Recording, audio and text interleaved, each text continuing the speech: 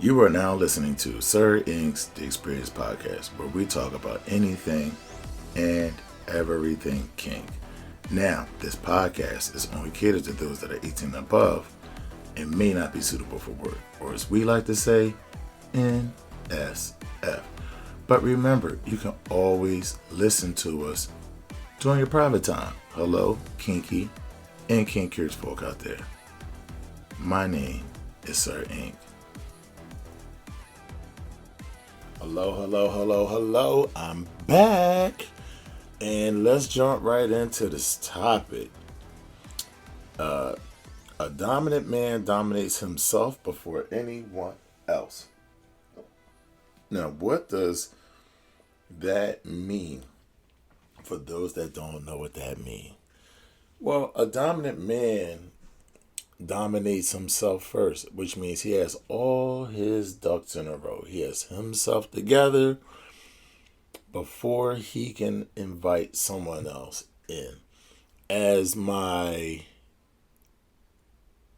best friend and mentor would say, you really can't call yourself a man until you can take care of yourself and someone else.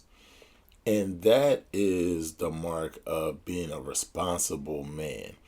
And to be able to do that, a man must master certain things in his life to be able to take care of himself and another person. Number one, he has to be secure in his financial situation. Number two, he must have some mode of discipline to make sure that he doesn't allow things to interrupt that job, like drug addiction, bad habits like waking up late, drinking too much. Now you have functional addicts out there. Yes. However, we're talking about a dominant man, someone who has themselves together in just about every way. Are these men perfect? Heck no. But they have themselves together at least 85+% of the time. Of course, there's things that pop up and throw things off.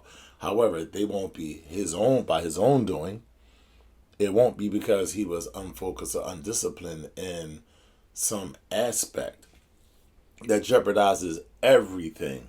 Again, a drug addiction could tear the whole house down, right? Because you start messing up money, you jeopardize the roof over your head. Therefore, whether you're with someone or not, you end up on the street. So a dominant man dominates himself. And that deals with a lot of discipline. It deals with having focus and having goals.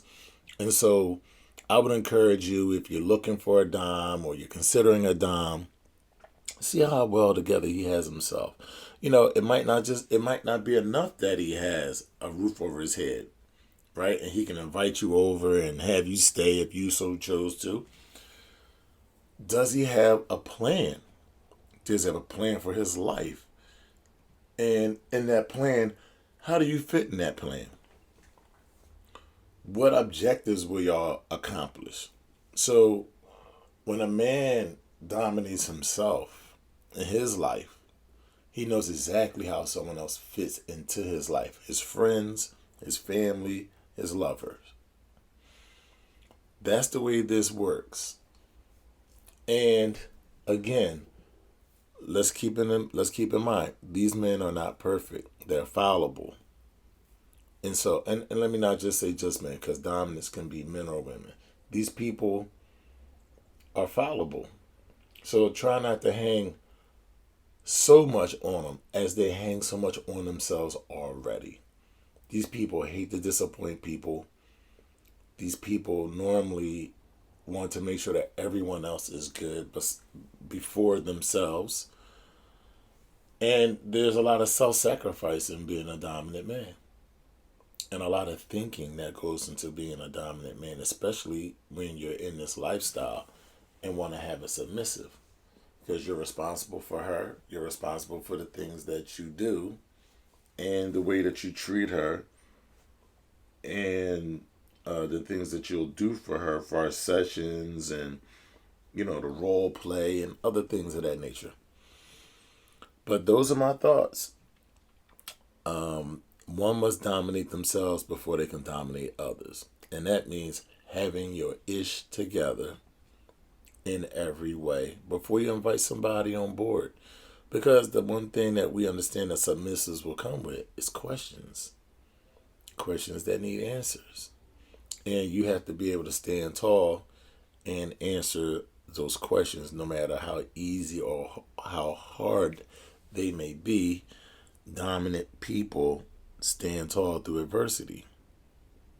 But if you're talking like you're dominant and you have some frailties in your circumference, in your whole mix, those things will be shown quickly. They'll come to light. Now you can try to mask it, you can make excuses for it, but being a dominant person, we lay no excuses.